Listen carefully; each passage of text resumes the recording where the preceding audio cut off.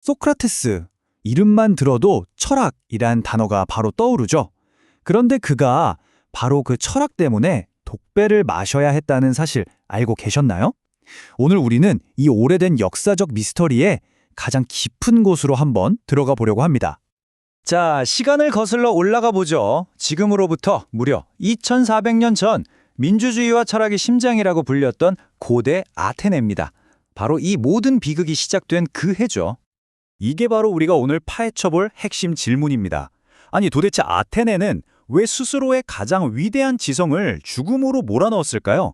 그 답을 찾으려면요. 먼저 사건이 벌어진 현장, 그러니까 당시 아테네의 분위기를 제대로 이해해야 합니다. 소크라테스의 재편이 그냥 어느 날 갑자기 뚝 떨어진 게 아니거든요. 그 당시 아테네는 깊은 트라우마와 편집증에 시달리고 있던 상처 입은 도시였습니다. 자, 이 타임라인을 한번 보세요. 무려 27년간 이어진 끔찍한 전쟁, 그리고 굴욕적인 패배. 이걸로 끝이 아니었어요. 바로 뒤에 이어서 1년 동안 끔찍한 공포 정치가 이어집니다. 마침내 민주정이 회복되긴 했지만 아테네 시민들의 마음은 말 그대로 만신창이었습니다. 패배의 상처, 공포 정치의 트라우마, 이 불안감 속에서 도시는 서로를 믿지 못했고 이 모든 불행의 책임을 떠넘길 희생양이 절실히 필요했던 거죠. 그러니까 법적으로는 자, 이제 과거의 죄는 다 잊자 하고 대사면을 선포했지만 사람들 마음속에 들끓는 분노와 불신은 전혀 사라지지 않았던 겁니다. 그리고 바로 이런 분위기가 소크라테스에게 아주 치명적으로 작용하게 됩니다. 이제 두 번째 단서로 넘어가 보죠. 사실 소크라테스는 법정에 서기도 훨씬 전부터 대중들 마음속에선 이미 유죄나 다름없었어요. 그에게는 아주 잘못된 낙인이 찍혀 있었던 겁니다. 이런 것들이 바로 공식적인 고발이 있기 전부터 아테네 시민들 머릿속에 박혀있던 소크라테스에 대한 가짜 뉴스 같은 거였어요. 하늘이 어떻고 땅이 어떻고 하면서 신을 무시하는 말을 하고 말도 안 되는 궤변으로 진실을 흐리는 사람. 이런 식으로 오해받고 있었던 거죠. 이 끈질긴 소문들이 나중에 배심원들의 판단을 흐리게 만든 결정적인 원인이 됩니다. 자, 이 표를 보시면 그 차이가 확 드러나죠.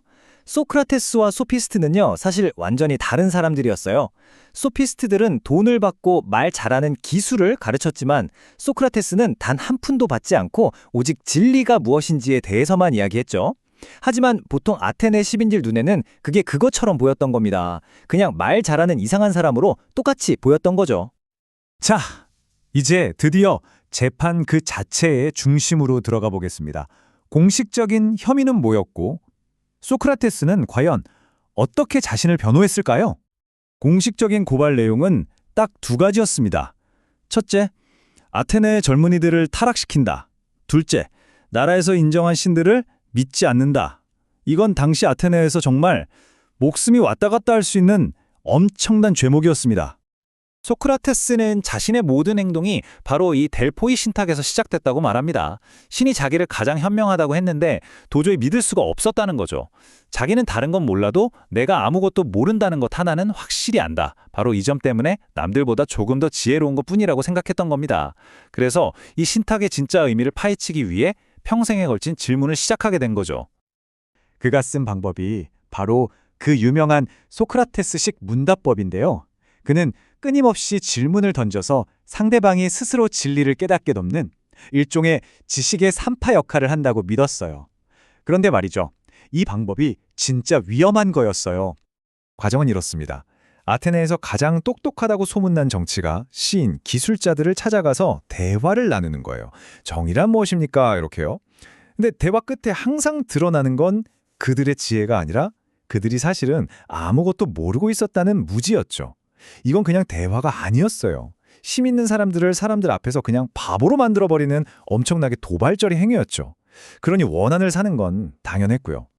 정말 멋진 비유 아닌가요? 자신의 역할이 사람들을 귀찮게 하고 짜증나게 하는 거지만 그게 바로 잠들어 있는 아테네의 영혼을 깨우기 위한 신성한 임무라고 주장한 겁니다. 하지만 생각해보세요. 굼뜬 말 입장에선 쇠파리가 그냥 귀찮고 짜증나는 존재일 뿐이잖아요. 재판은 이제 클라이맥스로 치닫습니다. 그가 단순히 유죄 판결을 받은 게 아니라 소크라테스 스스로가 어떻게 자신의 운명을 결정지었는지 그 정말 드라마 같은 순간으로 한번 들어가 보시죠. 자, 1차 투표 결과입니다. 유죄 280표, 무죄 220표. 어때요? 생각보다 표 차이가 그렇게 크지 않죠? 전체 배심원 500명 중에 딱 30명만 마음을 바꿨어도 그는 무죄로 풀려날 수 있었던 겁니다. 이제 유죄가 확정됐고 소크라테스에게 자신에게 내려질 형벌을 스스로 제한할 기회가 주어집니다. 이때 보통은 잘못했습니다. 추방만 시켜주세요 하면서 선처를 구하는 게 정석이거든요. 그런데 소크라테스는 타협하지 않았습니다. 그는 벌금이나 추방은커녕 자기가 아테네에 가장 큰 공헌을 한 사람이니 올림픽 영웅처럼 평생 나라에서 밥을 줘야 한다고 주장했어요. 이건 뭐 배심원들 입장에선 도저히 용납할 수 없는 오만함, 아니 법정 자체를 조롱하는 걸로밖에 안 들렸겠죠. 이 두 번째 투표 결과가 모든 걸 말해줍니다. 사형 찬성표가 무려 340표, 1차 투표 때보다 60표나 늘어났어요. 이 숫자가 뭘 의미하겠어요? 그의 말이 그를 살리기는커녕 오히려 죽음으로 확실하게 밀어넣었다는 증거죠. 그는 원칙을 지켰고 아테네는 그를 죽음으로 내몰았습니다. 결국 사형이 확정됐습니다. 이 판결에 대한 소크라테스의 반응, 그리고 그가 남긴 불멸의 유산을 통해 이야기의 마지막으로 한번 가보겠습니다. 놀랍게도 소크라테스는 죽음 앞에서 아주 평온했습니다. 그는 죽음이란 둘 중 하나라고 생각했어요. 그냥 아무 고통 없는 깊은 잠에 빠지거나 아니면 영원히 다른 세상으로 가서 위대한 영웅들과 대화를 계속 나누는 것. 그러니까 소크라테스한테 죽음은 끝이 아니었던 거예요. 오히려 또 다른 질문을 던지러 가는 새로운 여정의 시작이었던 거죠. 그리고 이것이 바로 그가 우리에게 남긴 가장 강력하고 영원한 메시지입니다. 성찰하지 않는 삶은 살 가치가 없다. 그는 우리에게 끊임없이 스스로에게 질문하고 자신을 돌아보며 진리를 향해 나아가는 삶이 얼마나 중요한지를 정말 자기 삶 전체로 증명해 보인 겁니다. 자, 그래서 소크라테스는 진리를 위해 목숨을 바친 순교자였을까요? 아니면 더 이상 질문받는 걸 견딜 수 없었던 두려움에 빠진 사회가 만들어낸 비극적인 희생양이었을까요?